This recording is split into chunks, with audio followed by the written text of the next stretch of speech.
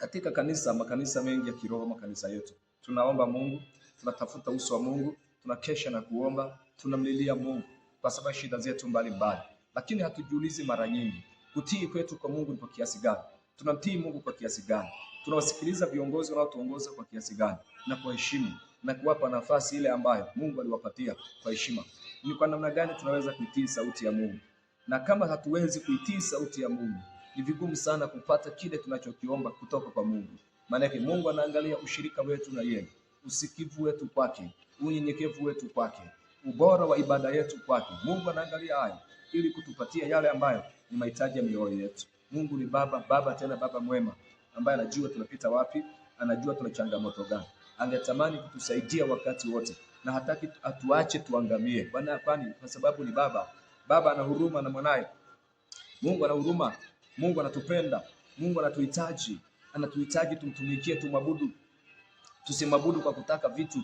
Tusimwabudu kwa sababu kuna vitu Mungu anavyo. Tusimwabudu Mungu kwa sababu kuna kitu tunakihitaji kanisani. Tumwabudu Mungu kwa sababu ni baba yetu. Katika njaa tumwabudu, katika shibe tumwabudu, wakati wa afya tumwabudu, wakati wa magonjwa tumwabudu, wakati wa vita tumwabudu, wakati wa kushinda vita pia tumwabudu. Nyakati zote ziwe za ibada. Mungu anahitaji kuabudiwa na mioyo yetu yatupasa kumwabudu Mungu. Tusimuasi Mungu. Matamaa za dunia, mambo ya ulimwengu yanatuvutia. Tamaa za ulimwengu isitutenge na Mungu. Mambo ya ulimwengu yatapita, lakini Mungu atadumu milele katika maisha yetu. Tusidanganywe na mambo ya ulimwengu. Tusidanganyike na vitu vinavyopita, lakini uso wa Mungu usiondoke katika nyuso zetu. Tabia za Mungu ziishi ndani yetu.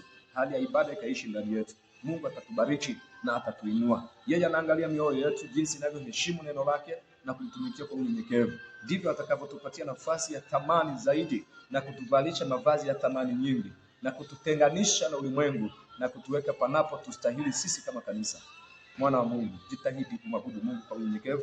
Mungu amekubariki mwabudu, hajakubariki mwabudu. Ni mgonjwa mwabudu, na afya mwabudu. Mungu ajua hitaji la moyo wako ni nini, hata kuacha uangamie pamoja na waovu.